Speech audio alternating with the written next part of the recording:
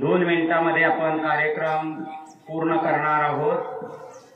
विद्यार्थी मित्र, आज आपल्या विद्यालयामध्ये पंच या पुस्तकाचं वाचन आपण केलेलं आहे। या पुस्तकाविषयीचे अभिप्राय आपण दिलेले आहेत आणि महाराष्ट्र शासनाचं पुस्तक वाचन अभियान हा जो प्रकल्प आहे आणि लेखक आपल्या दारी हे जे दोन्ही उपक्रम आहेत, हे उपक्रम आपण या ठिकाणी घेतलेले आहेत।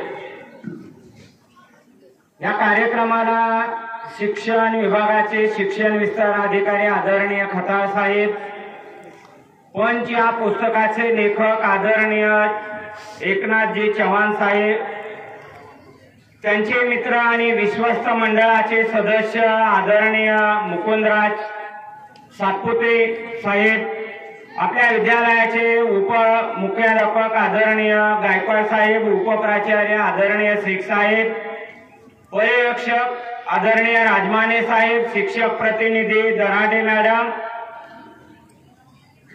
त्याचबरोबर आपल्या विद्यालयाचा असणारा विद्यार्थी आणि ज्याने पत्रकारिता सुरू केली आणि आज जो सूर्योदय या वर्तमानपत्राचा उपसंचालक म्हणून कार्य करत आहे असा धनराज पवार आणि माझे सर्व सृजनशील अध्यापक बंधू भगिनी आणि विद्यार्थी मित्र, आपण सर्वजण आदरणीय चव्हाण साहेबांनी या पुस्तकामध्ये ग्राम संस्कृती कशी असते, कृषी संस्कृती काय असते, कुटुंब व्यवस्था कशी असावी आणि न्याय व्यवस्था कशी असावी या सर्व व्यवस्थेचं वर्णन या पुस्तकामध्ये केलेलं आहे। विद्यार्थी मित्र, स्वामी विवेकानंद आपल्या गुरूंकडे गेले, रामकृष्ण परमहंस त्यांचे गुरु, आणि विवेकानंदांनी आपल्या गुरूंना प्रश्न केला, जसं तुम्ही काही प्रश्न विचारतो आपण प्रश्न। विवेकानंदांनी आपल्या गुरुला प्रश्न केला की तुम्हाला देव भेटला आहे काय? गुरूंनी उत्तर दिलं, होय, मला देव भेटलेला आहे आणि तो तुला दाखवतो। रामकृष्णांच्या या उत्तरावर विवेकानंदांनी विचारलं आणि रामकृष्ण परमहंस यांनी सांगितलं, देव हा आपल्या कृतीमधून भेटत असतो, देव आपल्या वर्तनामधून आपल्याला भेटत असतो आणि देव आपल्या विचारामधून आपल्याला भेटत असतो आणि तो आपल्याला दुसऱ्यांना दाखवायचा असतो। विद्यार्थी मित्र, या उत्तरानंतर विवेकानंद जगाचे एक आदर्श मार्गदर्शक बनलेले आहेत आणि संपूर्ण जगाला देव दाखवण्याचं काम स्वामी विवेकानंदांनी केलेलं आहे। पुस्तकामध्ये सांगितलेलं आहे चव्हाण सरांनी की बाप आणि आई, ज्यावेळेस विद्यार्थ्यांना आई वडिलांविषयी इथपासून ज्यावेळेस आपल्याला अंतःकरणातून त्यांच्याविषयी प्रेम तयार होतं ना, त्यावेळेस असली कृती बाहेर येत असते। लहानपणी आई आपल्याला कडेवर घेते। का कडेवर घेत असते?